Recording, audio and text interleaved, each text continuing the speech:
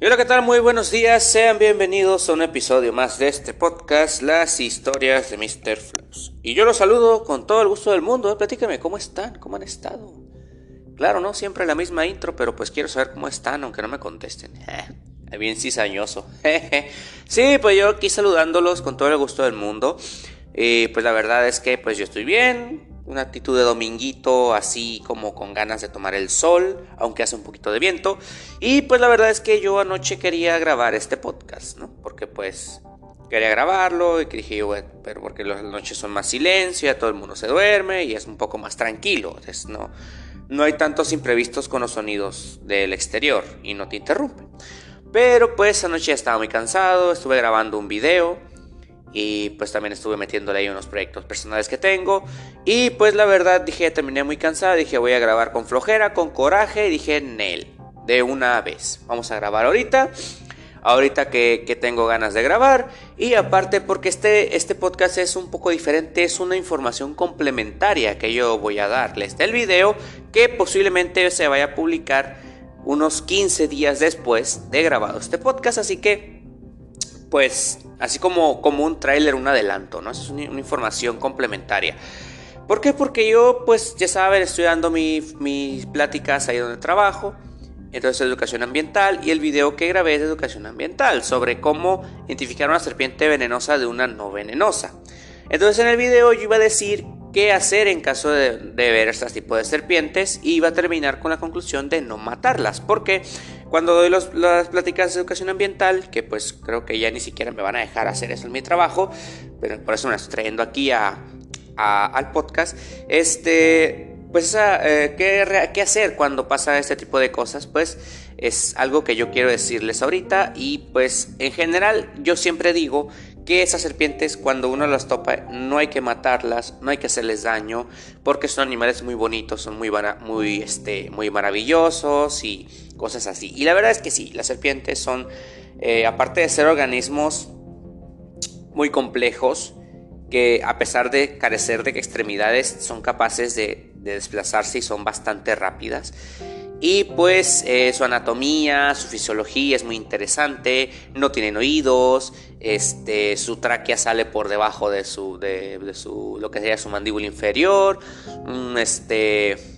Engullen sin ni siquiera usar sus brazos, porque no tienen brazos, obviamente. Y pues hay hasta serpientes marinas, es algo muy interesante acerca de ellas. Y aparte son controladas de plaga, porque todas son depredadoras, que comen roedores, comen avecillas, y luego hay unas que se comen hasta víboras de cascabel. Entonces son organismos muy interesantes, muy complejos y maravillosos. Pero también es cierto que son animales venenosos que pueden llegar a ser muy peligrosos también. Entonces yo les digo que no los maten, porque la reacción principal de un animal salvaje, por más grande que sea, nunca va a ser atacar al ser humano. Incluso yo estaba viendo por ahí un video, bueno, un documental de National Geographic hace años, en el cual pues decían que pues estaban reportando sobre ataques de osos en Canadá, de osos pardos.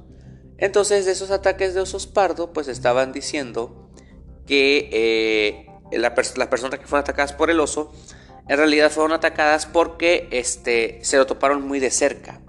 No hicieron nada de ruido y no alertaron al oso de que había alguien más en su territorio.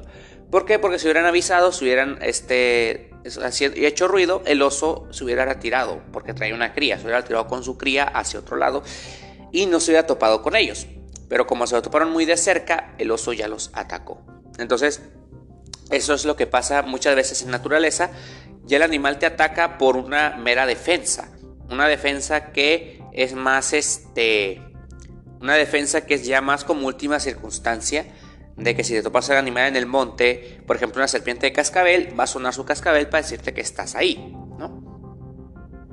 Y entonces un animal que ya está y entonces pues ya un animal que está que lo tienes ahí muy cerca, entonces ya te va a optar por atacarte, ¿no? Entonces un animal salvaje, en caso de que no tenga escapatoria, es porque te va a atacar. Porque dicen, ¿para qué tiene el cascabel? Dicen, pues para advertencia. Es para advertencia de que estás ahí. Bueno, es que no se hace más vulnerable si estás ahí, si sabe que está ahí. Bueno, la cosa es que si está lejos y tú detectas su presencia, él tiene más posibilidades de huir del lugar. En cambio, si tú llegas a toparte cerca de él, muy muy cerca, al grado de que lo puedes pisar, disminuyen sus posibilidades de sobrevivir, porque el animal te muerde, sí, es mortal su veneno, claro. El problema es que tú tienes la oportunidad todavía de hacerle más daño, porque el veneno es para presas, para animales más pequeños que ellos, de su tamaño, o que le hace más daño el veneno, no para defenderse de depredadores, que lo pueden usar como último recurso, pero más que nada ese cascabel les da la advertencia a los depredadores de que ahí está, y los depredadores se percatan, pero el cascabel ya huyó. Sí, es un poco lógica, medio rara, pero así funciona. Así funcionan las cosas. Entonces, todos los animales van a optar por buscar una escapatoria. Si el animal no se siente en peligro, entonces el animal no te va a atacar. Pero si está acorralado, entonces el animal sí te va a atacar. Porque sí fue lo que nos pasó con cuando estuvimos en un documental.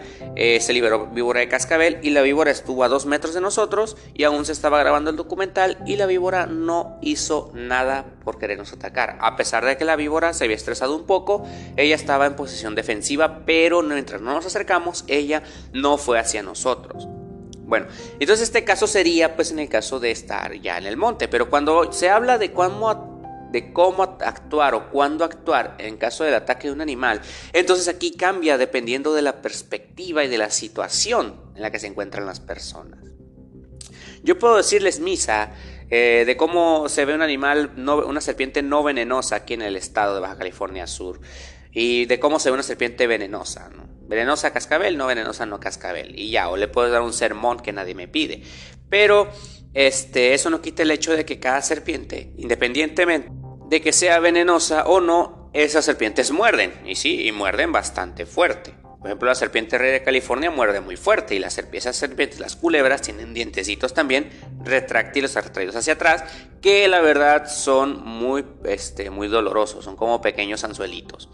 Entonces todas las serpientes, todos los animales estos muerden, claro que sí, muerden. Entonces, ¿cómo actuar en caso de que nos topemos con un animal que sea de peligro? Eso pues ya va a ser reacción de cada quien, porque yo cuando digo esto en la plática, yo agrego: mire, si se encuentran una víbora de cascabel en su casa, ahí sí yo no voy a decir nada. ¿Por qué?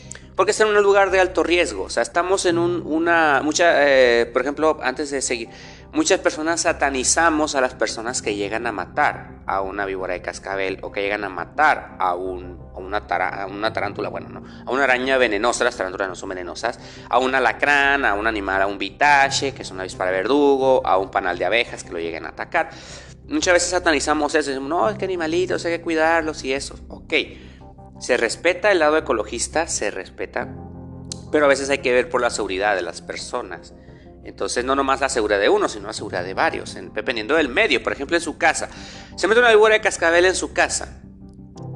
Se puede meter en un zapato, se puede arrinconar donde se guarda la ropa sucia uno, se puede meter al baño, porque también buscan agua, puede estar abajo de la cama, atrás del refri, o sea, en cualquier lugar donde ustedes imaginen que pueda estar la serpiente de cascabel ahí en su casa. Entonces, ¿qué puede pasar? Uno llega, se va a poner el zapato, pum, te muerde, ¿no? Uno se va a acostar, se está quitando los tenis y te muerde. Te puede llegar a morder porque está muy cerquita, la puedes pisar. Vas a sacar la ropa sucia, te mordió. Entonces, cuando están en esas circunstancias y se le encuentran en su casa y todo eso, ahí yo no voy a decir nada. Y no se puede decir nada porque primero está la seguridad de uno mismo. Y dicen: no, es que para el manejo de las serpientes tienes que usar un palo, un gancho. Si uno no sabe, para cuando tú ya buscaste el frasco, el gancho, el costal o lo que sea, ya te mordió o mordió a alguien de tu familia. Si vas a llamar a un centro de control, eso, para cuando tú estás buscando el número o estás llamando en lo que te contestan, ya se te perdió de vista la víbora. Entonces, ahí son circunstancias. Uno no puede criticar o satanizar cómo reacciona una persona para salvaguardar a la integridad propia y de su familia. Ahí sí no podemos decir nada. Son actos reflejos y se actúa de la manera más rápida por más consejos que haya. ¿no? Es como cuando dicen que Leonardo DiCaprio sí cabía en la tabla, pues déjenme decirles que a lo mejor sí cabía, pero estaba a menos de 1 grado, hacía un friazo, se estaban ahogando. Entonces, en esa circunstancia el cerebro no piensa con claridad, ¿no? Ya cuando estás comodito ya puedes hacer la prueba y dices, no, sí cabía. Entonces, ahí no podemos decir que son cosas que se pueden controlar con mucha tranquilidad. O sea, son circunstancias. Es como cuando dice el comentarista, es que pudo haberle pasado el balón a aquel. Bueno, güey, tú no estás en el campo, tú no estás viendo lo que el jugador está viendo, no estás pensando lo que el jugador está pensando. Entonces son circunstancias. Entonces, son circunstancias y se tiene que respetar esas circunstancias y las decisiones que se lleguen a tomar. Y repito, si estás en el monte, escuchas el cascabel y dices, me voy, por otro lado. Y ya. ¿Es en tu casa? Pues ahí sí. Ni modo. Entonces, eso es lo que pasa. Pues si está en una zona de alto riesgo, pues ahí tienes que actuar de otra manera. Si está en una zona donde no representa un riesgo después, no hay ningún problema. Porque incluso cuando está en tu casa una serpiente, una culebra o algo, pues agarrarla con la mano no es opción. ¿Por qué? Porque el hecho de que no tengan veneno no quiere decir que no muerdan. Y sí muerden y muerden muy fuerte. Entonces, ahí sí, pues ahí está lo que sea de cada quien. Yo no decir, no, mátale, no, tampoco. Pero sí hay que tener mucho cuidado de ver la circunstancia en la que uno se encuentra. Porque, por ejemplo, ahorita que mencioné avispas verdugo o vitaches, que son como se les conoce esos animalitos aquí, cuando trabajaba en un cultivo de higos, pues el cultivo era orgánico y no, pues qué bonito, ¿no? Se celebraba, la gente celebraba que fuera un cultivo orgánico, que muy bonito, porque no usan pesticidas y que es. ¿Qué consecuencias traía no usar pesticidas? La plaga de vitaches y de abejas que había dentro de los higos. Dios mío. Y en los meses de más calor, cuando más brotaba y cuando, por cierto, era época de cosecha, abundaban estos animales. Y era un caso de que diariamente a alguien mínimo le picaba un vitache. Mínimo. O sea, de que estabas muy tranquilamente, sin molestar al animalito, claro, sacando tú los higos, y de repente pum en tu ceja, o de repente pum en tu mano, o en tu labio, o en tu nariz, incluso hasta en tus ojos, te picaban menos 1 o 2 vitaches. Y a quien peor le iba, le picaban hasta 4. Entonces, dicen, no, pues es donde ves el vitache, nomás le sacas la vuelta. Pues sí, mi hermano, pero andamos en friega, nos están apurando. ¿Y qué quieres? ¿Que revise mata por mata dónde están? No, ni siquiera se revisaba. Entonces, tú cuando tú te das cuenta que había un panal de vitaches en la higuera, antes de que juntaras un higo ya te habían picado. Entonces, no te pueden decir que tienes que actuar de cierta manera para que el vitache no te vaya a picar. Entonces, ¿qué hicimos? Pues empezamos a actuar. Con nuestras tijeras podadoras de higo, para cortar higo, empezamos a tumbar panal por panal que viéramos. ¿Era un riesgo?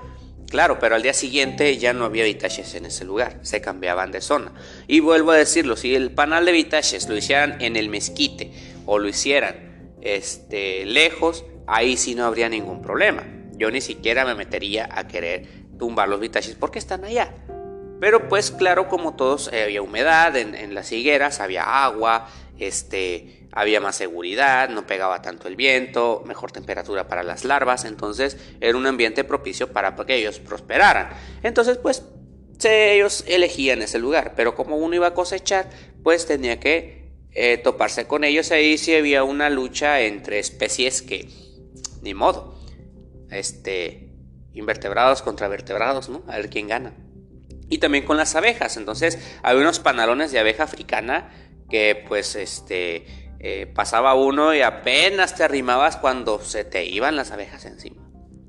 Entonces, ¿qué hacían? Pues igual, con humo, echarles humo, a prenderle fuego al panal para que se fueran, porque sí, ni modo, o sea, ¿qué tenía que hacer? Había gente que era alérgica al veneno de las abejas, a la picadura. Era gente que era a la ponzoña, pues que era alérgica a la ponzoña de la abeja, del vitache, y pues un chorro anafiláctico, y pues ahí te encargo. Entonces ahí hay cosas que muchas veces no vemos cuando es un peligro latente y cuando se tiene que actuar o cómo se tiene que actuar. Lo que nos pueden decir, una regla o leer el reglamento, aprenderse de memoria sobre un protocolo de cómo actuar ante la presencia de un animal, siempre se va a actuar de la reacción primaria que tenga uno en su cerebro. Ahí siempre, y por más sereno y tranquilo que sea, si no la situación te rebasa, tú vas a actuar de cierta manera. Entonces no se puede satanizar cómo actúen ciertas personas solamente porque hizo un mal manejo. Por más preparado que se esté, a veces el manejo se sale de control, ¿sí? Entonces por eso tenemos que tener mucho cuidado cómo actuamos cuando topamos con estos animales, ¿no? Por ejemplo, hay varios consejos también, que cuando vas a pescar pulpo, que cuando vas a lidiar con un perro bravo y todo eso. Pero pues ahí son cosas diferentes. O sea, estaban platicando cuando fueron a pescar calamares unos compas, ya con el calamar en la mano, ya muerto el calamar, y que le estaba quitando lo iba a sacarle lo de adentro, todavía se le prendió el calamar de la mano.